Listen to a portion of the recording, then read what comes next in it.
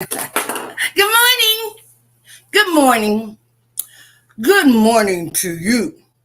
How do you do this morning? Are you saying, Edwina, what is wrong with you? Listen, y'all got to stop being so serious. Now, there's certain things you must take serious, and there's other things that you just need to lighten up. Because guess what? My God, your God, whether you acknowledge him or not, decided to touch you with the gift of life this morning. I just talked to Dwight Sneed, right? I said, "How you doing?" He said, "I woke up this morning." I said, "Hallelujah, yes, Lord." And one of the things that I recognize is that this time will never ever come again.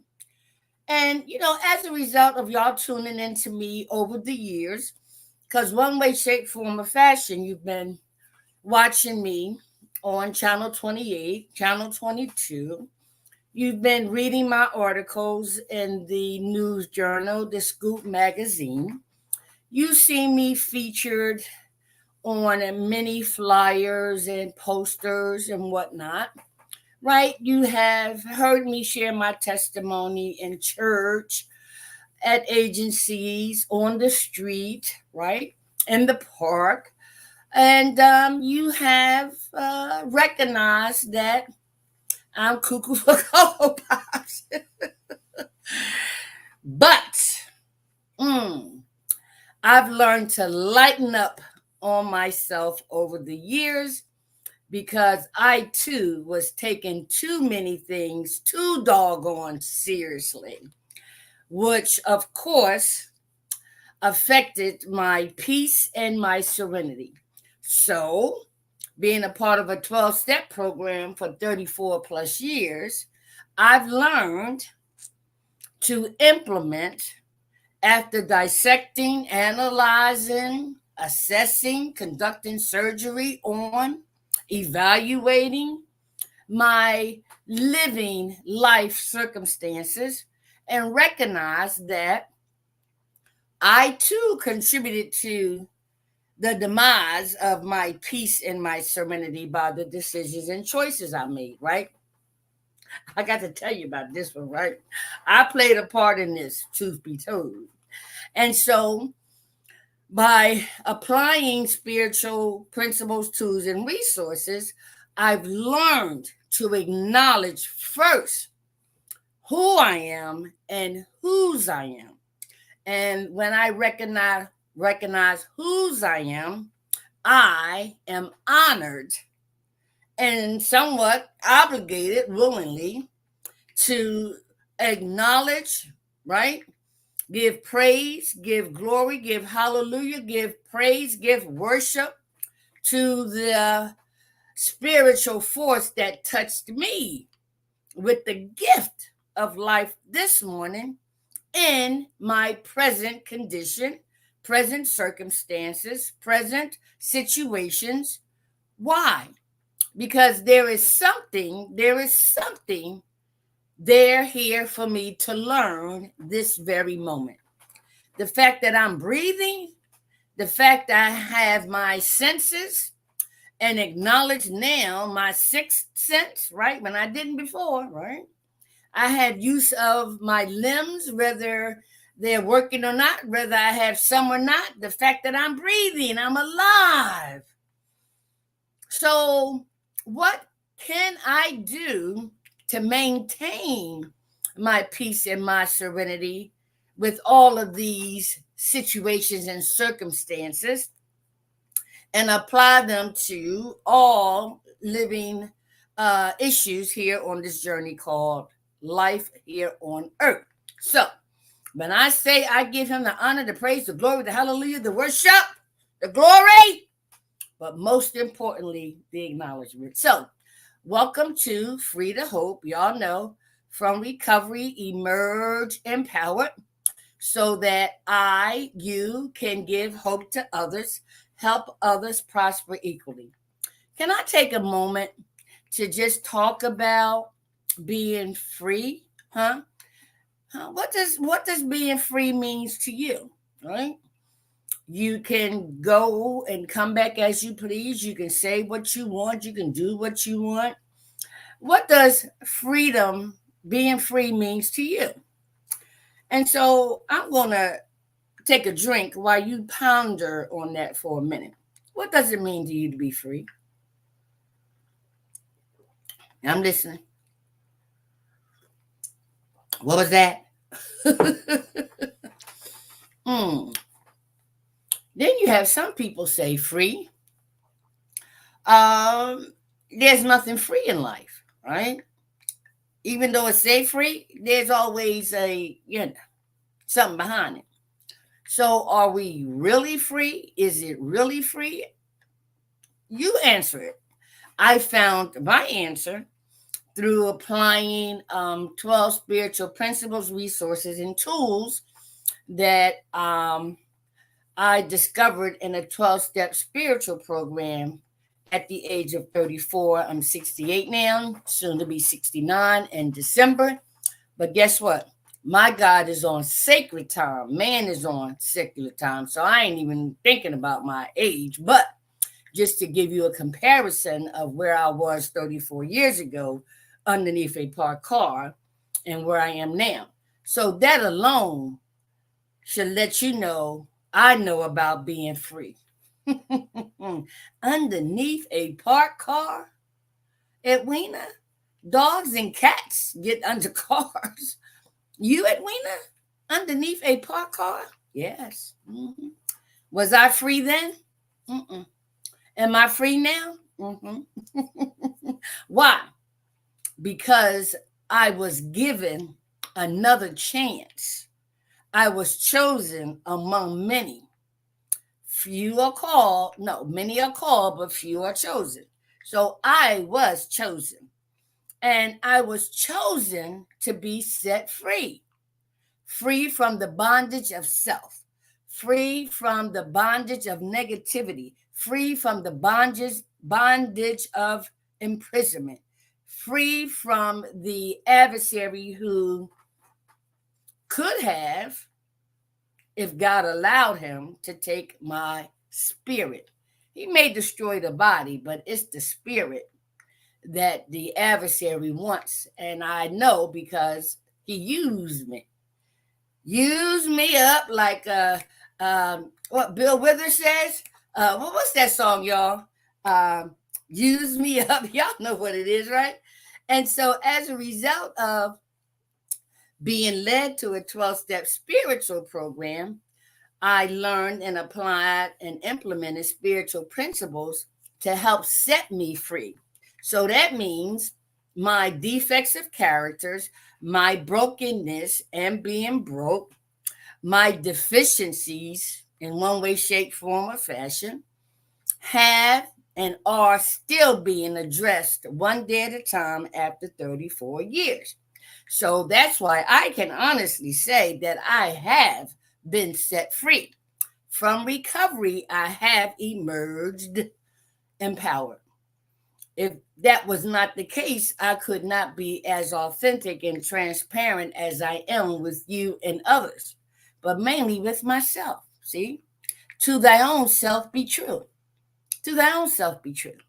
And so, as a result of these 12 spiritual principles that led me to keeping a journal, that led me to the religious affiliation of my choice, that led me to the five agreements by the Weeds family, that led me to the gospel songs by the late Dr. Benjamin Trimby Brown on the Spiritual Revival Hour, that led me to Dr. Sonia of P3 Global. And guess what? I am still being led because I'm sure there's more freedom I can obtain, right? And the reason why and the purpose is to give hope to others. So yesterday we dived into a little bit of the reading, which I'm going to get into again today with today's reading. In addition to that, talked about some things. Wait a minute. Let me not guess. No, I ain't guessing nothing. All right. So here, look, yesterday, wait, where you at? Yesterday it talked about let me see something. Hold on, y'all. No. It talked about, here it is. I think here it is. Here it is. Here it is. Here it is. Okay. Talked about I am an instrument. All right, good, good, good, good, good. So I'm glad I got that, right? I am a instrument. And so what kind of role model, right, am I? And doing the 12-step spiritual work in step 4 made a searching and fearless more inventory of ourselves. I learned where my attitudes, ideas, and behaviors were first formulated and who were my role models, right? And I also discovered that there were some good examples, there were some bad examples, but guess what? Whatever it was, and it was my purpose through the 12 spiritual principles to evaluate what happened opposed to thinking something was wrong with me. Okay. So let me read what we didn't read in full yesterday, or we did not dissect, before I go to the next reading for today. Right. It says, I am an instrument. Humbly ask him to remove our shortcomings, right? And so this has to do with step 7 of the Alcoholics Anonymous spiritual principles. So step 1 said we admitted we were powerless over alcohol, that our lives had become unmanageable. Okay.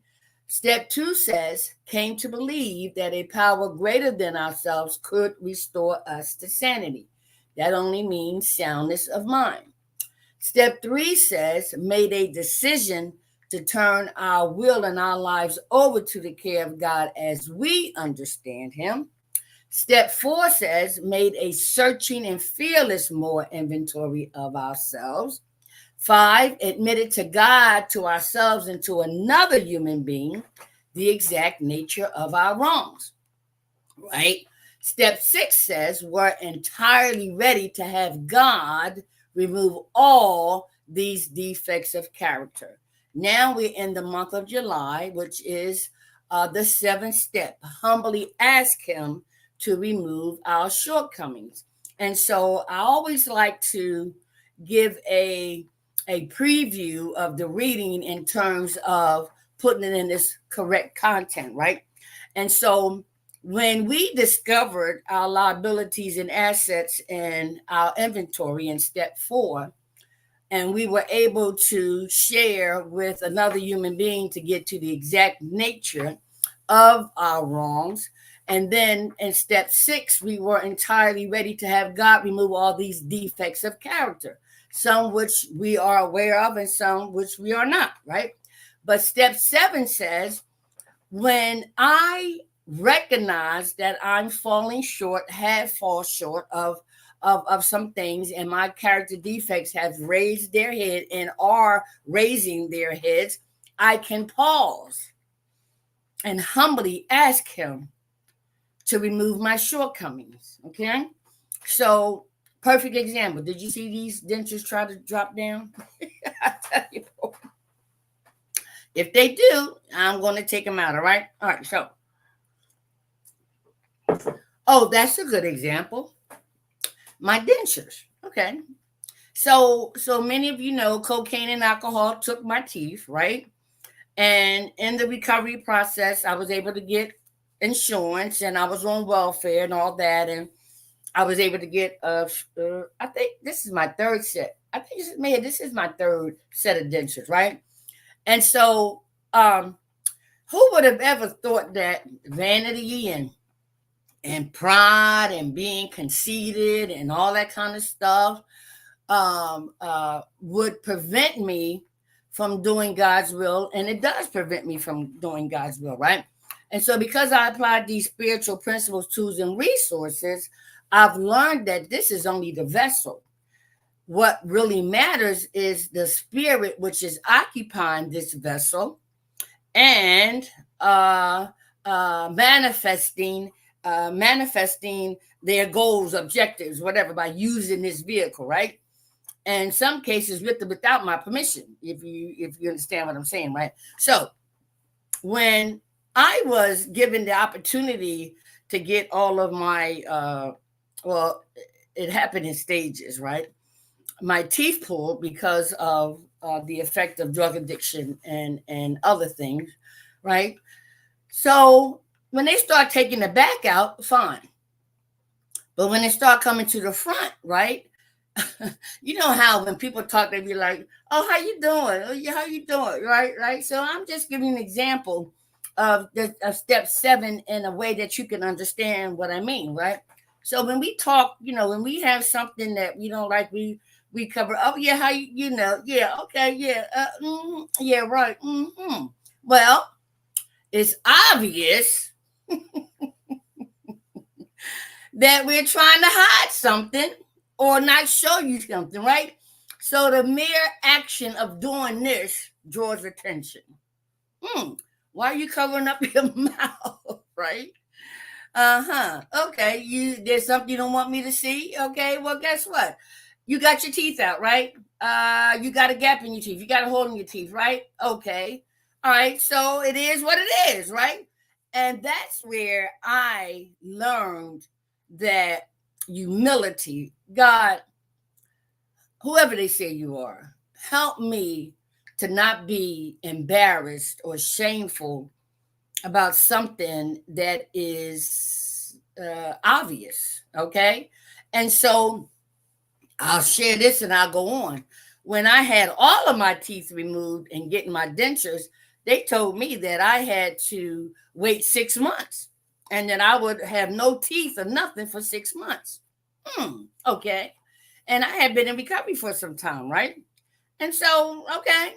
And during that time, I was going to my meetings. I wasn't ashamed. I wasn't doing all this and all. No, no, no, no, I was not.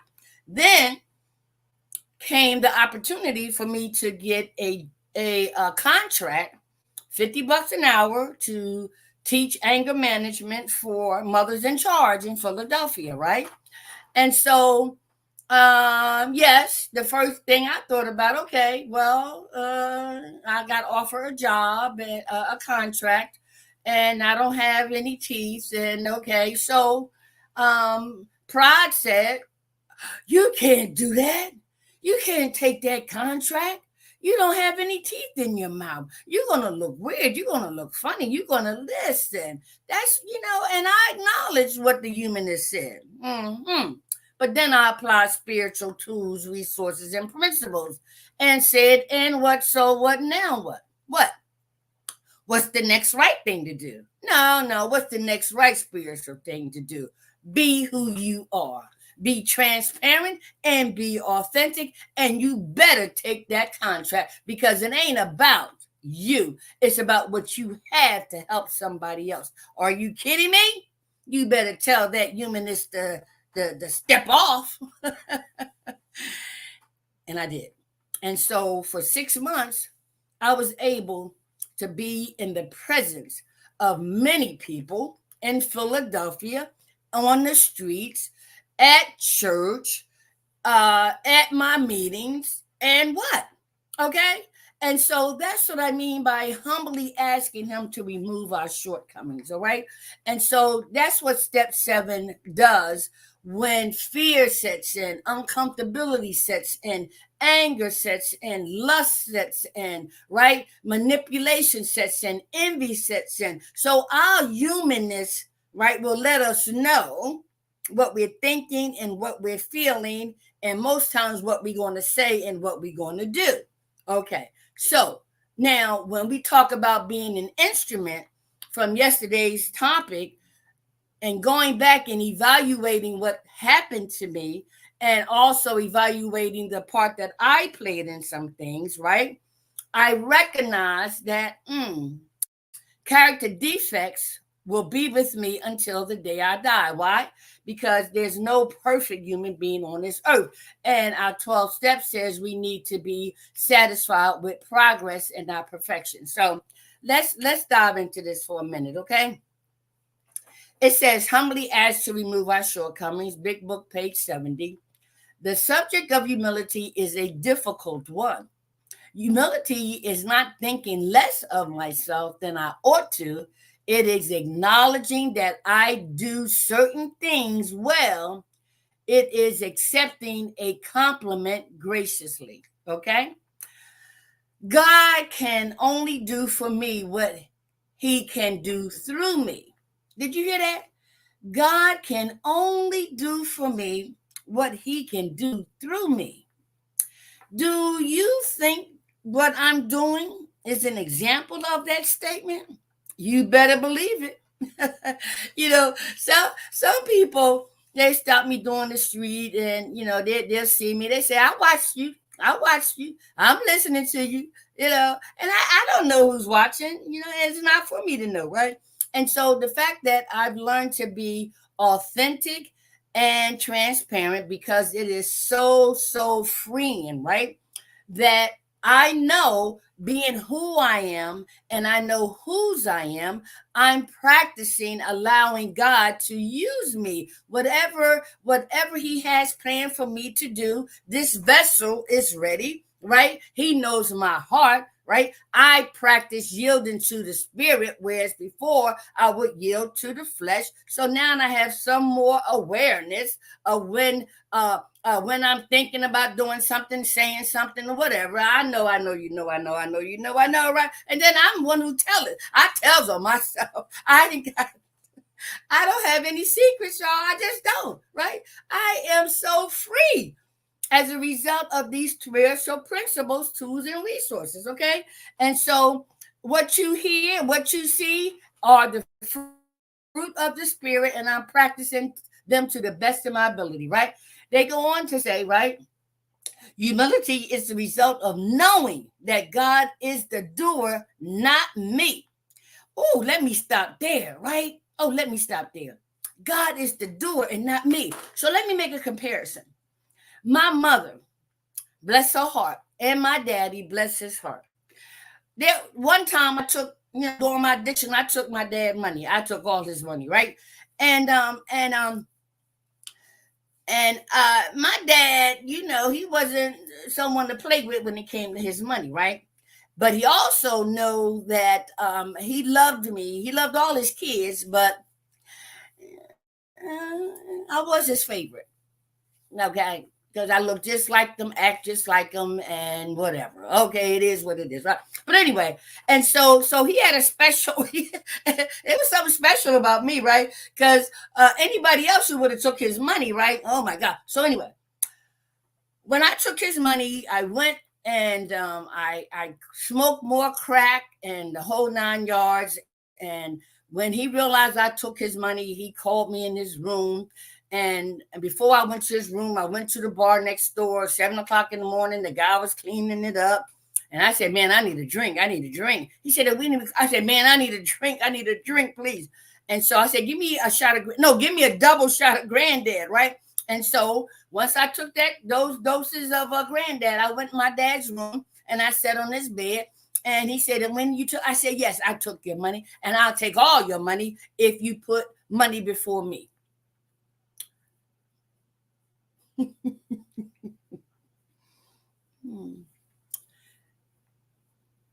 I got up and said, I'm going shopping. I'll be back. And he just laid there. I came back from 22nd Street. I modeled some of the outfits I brought with his money. How you like it, Daddy? How you like it, Daddy? He said to me, Edwina, you know what you're doing? I said, yeah, I know what I'm doing. I'll be right back. Came back, modeled another outfit, but I saw 2 guns on the pillow. Yes. Mm-hmm. Okay. Oh, Daddy, are they for me? And I got in his face and I said, I ain't afraid of you anymore, Daddy. Do what you gotta do, Daddy. I'd rather you take me out this life than somebody on the street take me out. Do what you gotta do, Daddy. You told me you brought me here, you'd take me out. Do what you gotta do, Daddy. Woo. I went out that room shaking like a leaf, smoking some more crack. Oh my God, he's gonna kill me. And he called my mother, and somehow or another, my mother told him these words on the phone, and then she came and got him, and they walked to the park. She told him, she said, Eddie, that's not Edwina. That's not Edwina. Eddie, you can get more money, but if you kill her, you won't get another Edwina. Eddie, that's not Edwina. That's that adversary. That's that spirit in Edwina. That's not her. So you see, I yet live, right? And see, that's a perfect example of how, when it says here, how we are able, come on, we are able to, here it is, wait. It says, humility is the result of knowing that God is the doer, not me. So the devil was the doer, not me living in my body. Okay. So now in recovery, God is the doer and not me because of the fruit of the Spirit. It says, in the light of this awareness, how can I take pride in my accomplishments? I am an instrument, and any work I seem to be doing is being done by God through me. I ask God on a daily basis to remove my shortcomings in order that I may be made more freely go about AA business of love and service, right? Of love and service. So do you think I'm being of service? And do you recognize that this is God working through me? He know I'm cuckoo for Cocoa Pop. That's why he loved me. And that's why he chose me from underneath that parked car. All right, so let's go to the next reading, okay, for today. I got a few minutes, but I want to get into this, all right? And so this reading basically is I'm going to read it. We're going to share it. I'm going to share it. It says here,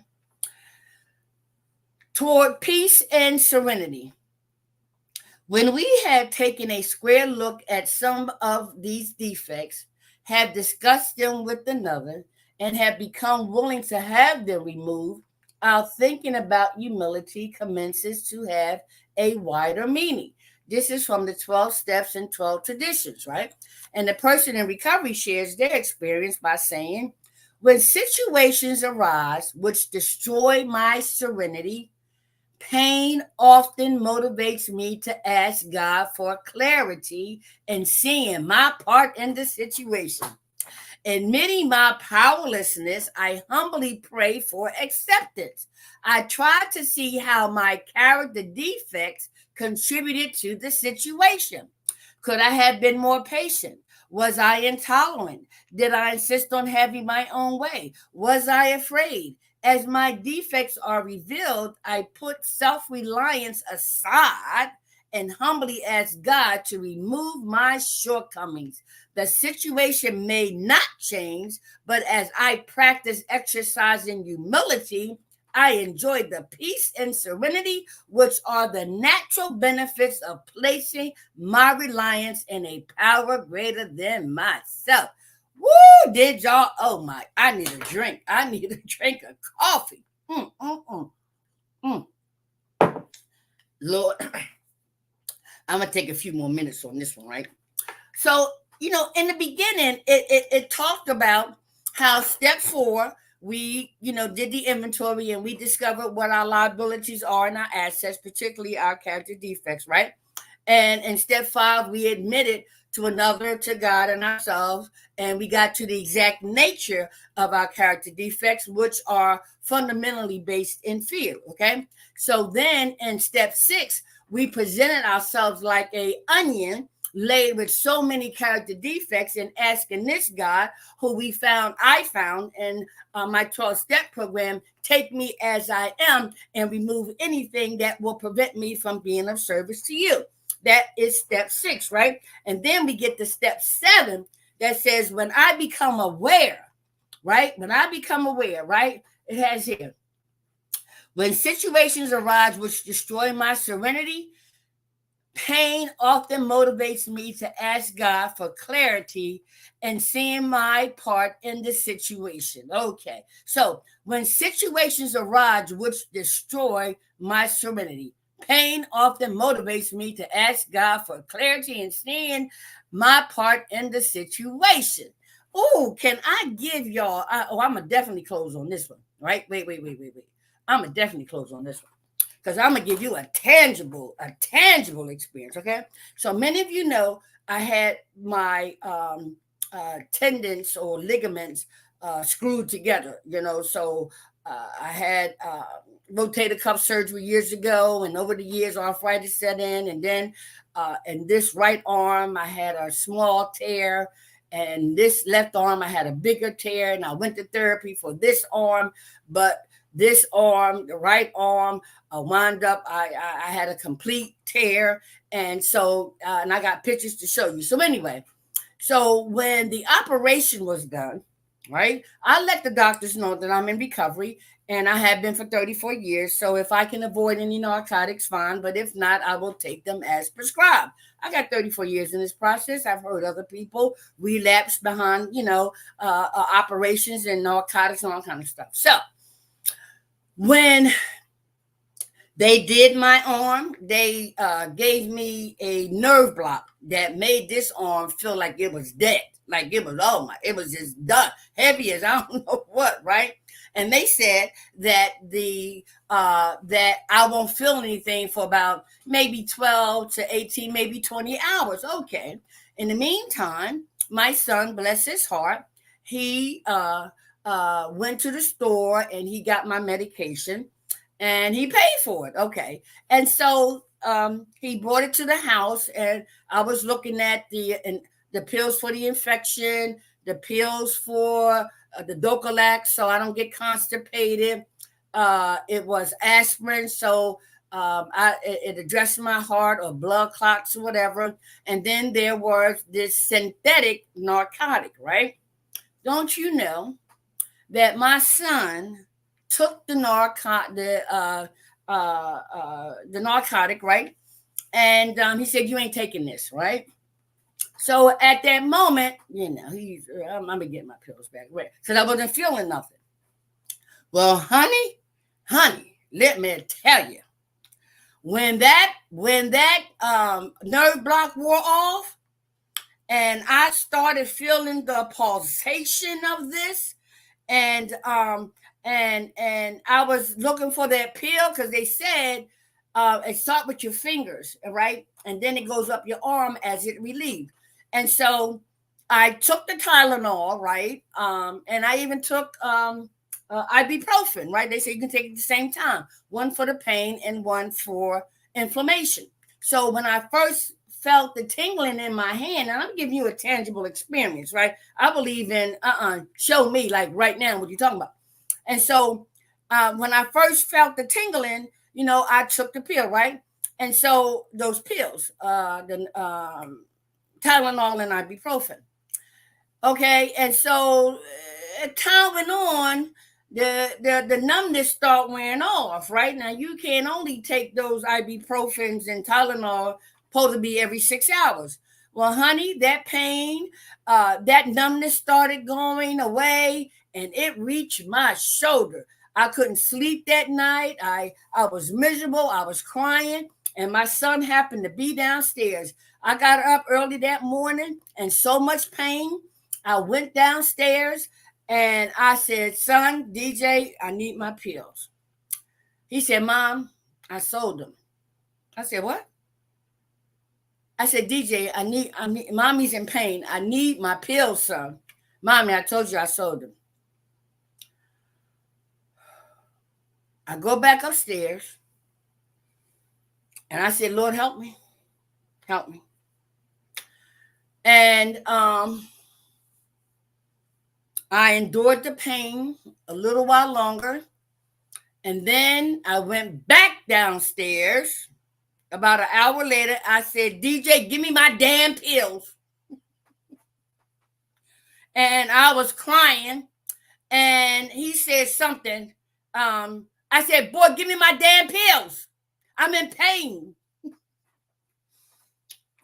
So he whatever he said, and then and I mean, I went into the other humanists. I was like, bitch, give me my effing pills. I'm being transparent, y'all. Listen.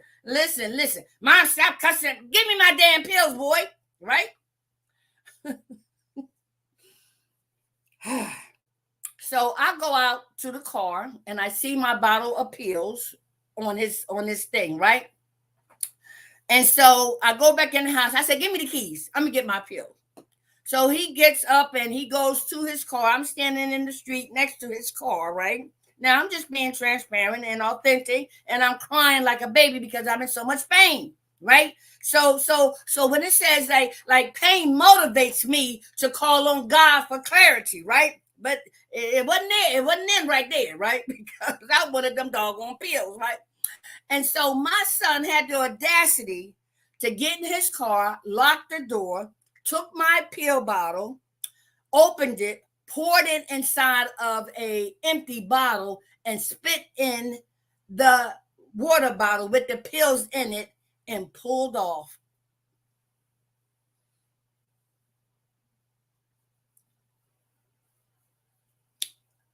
I was left in the street crying in so much pain.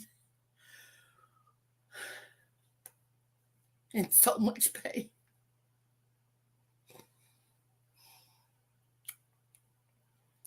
And I cried out to my God.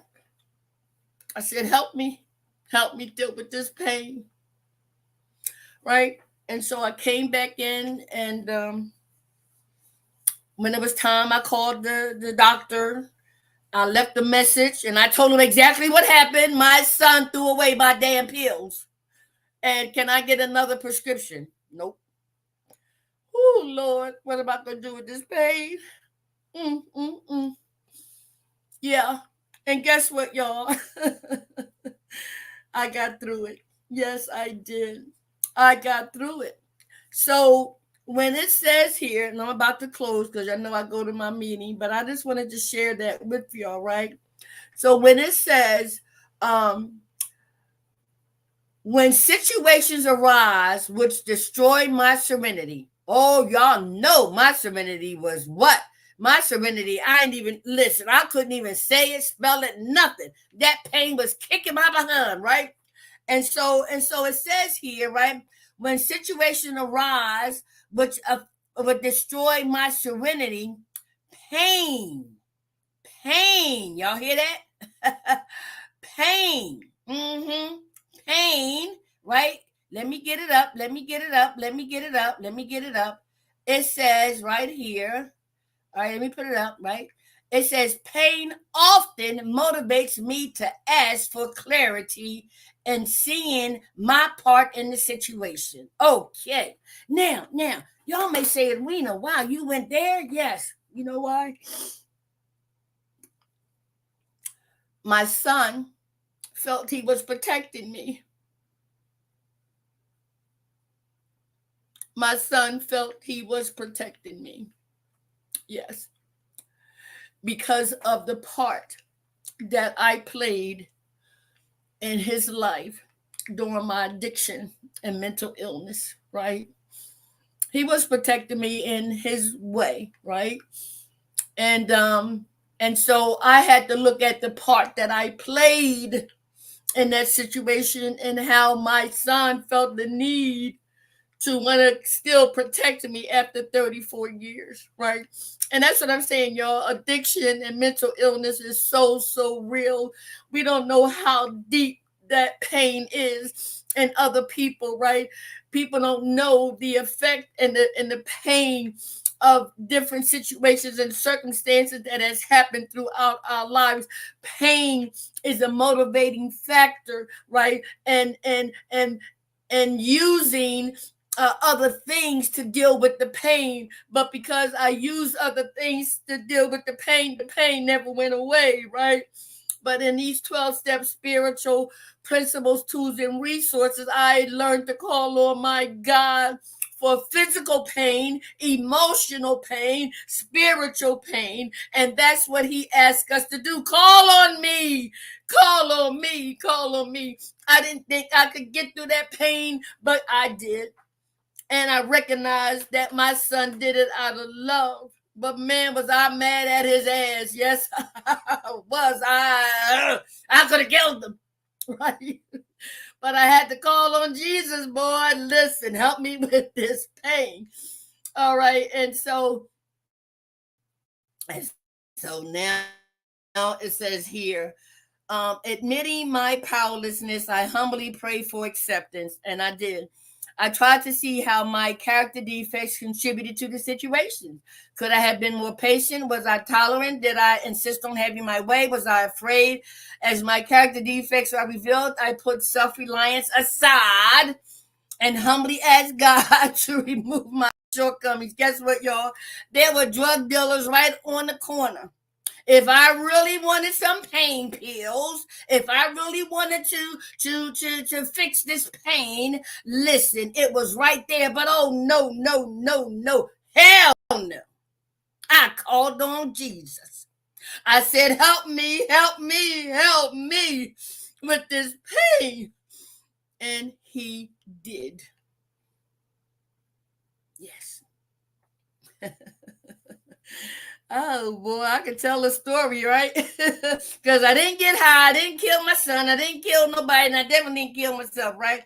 And then he says the situation may not change, but it did. But as I practiced exercising humility, I enjoyed the peace and serenity, which are the natural benefits of placing my reliance in a power greater than myself. Hey, Tonda. Listen, y'all. Listen. When I say I share tears of joy, you better believe it.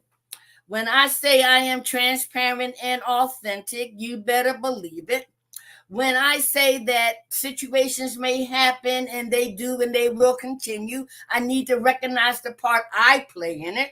And because of these 12-step spiritual programs, I ask this God, who is a power definitely greater than me, to remove my shortcomings and to remove any and everything that's going to prevent me from being of service to him and therefore of service to you. If I had not been willing to just, and listen, I tried to commit suicide a few times during my addiction. You need to know that, right?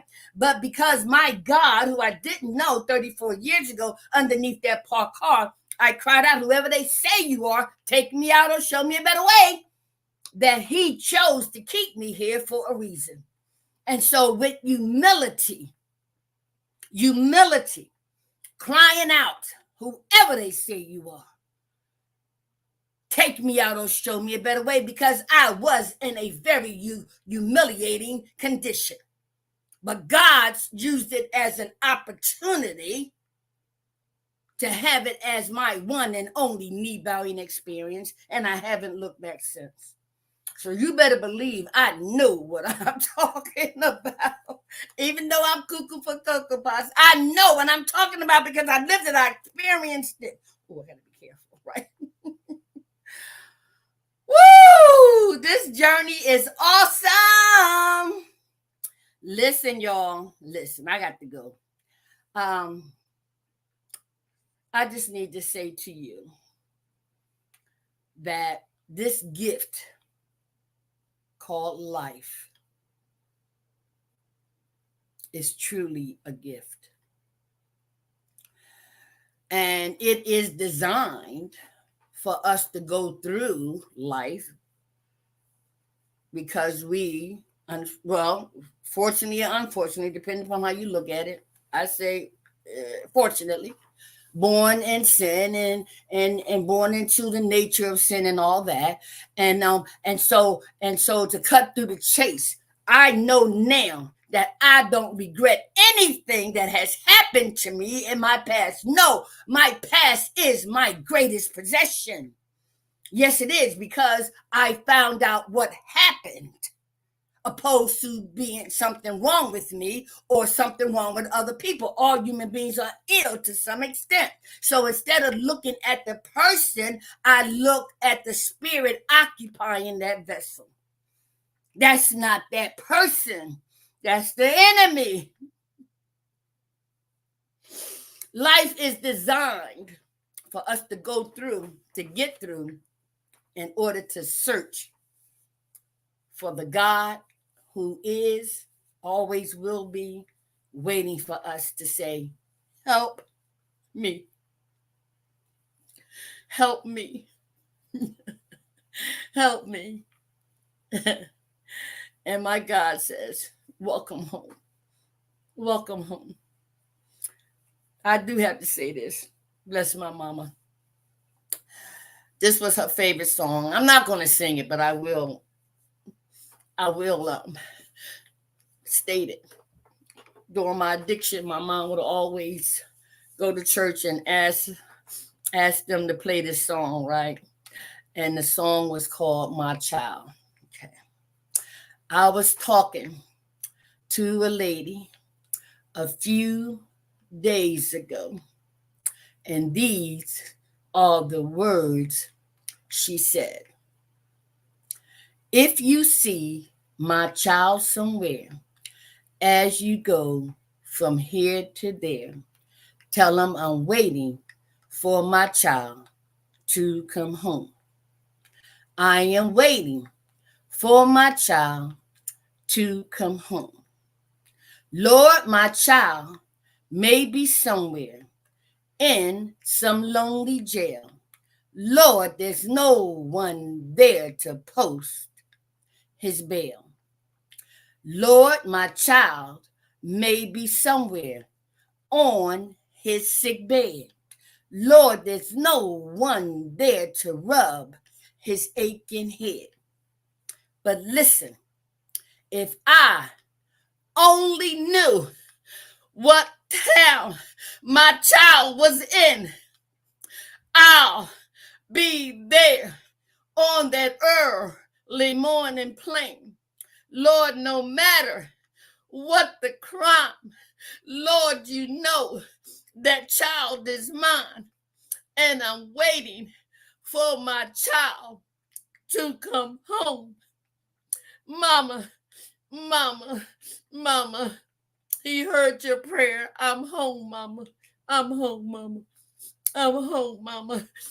And I turn that to say that God is waiting for his child to come home. You will have your knee bowing experience sooner or later, but every knee is going to bow and every mouth is going to confess. And all I can see God is saying, welcome home, my child. Oh, Lord, I just love you. I just love you. Thank God for allowing me to be who I am. I am so free, y'all. Free. From recovery, I have emerged and empowered, only to give hope to just one more person. Tada, I love you. I love you, girl. I love you. And so help others prosper equally. So when I say toward peace and serenity, I have peace. I have serenity. Why? Because of 12 spiritual principles I use and practice throughout the day, along with my other tools at my feet. All I got to do is pick them up and use them. All right. So I got to go. And remember, whenever you see these tears, don't get it twisted. They are tears of joy. I love you. You love me. We are one big old family with a great big hug and a kiss from me to you. Won't you say you love me?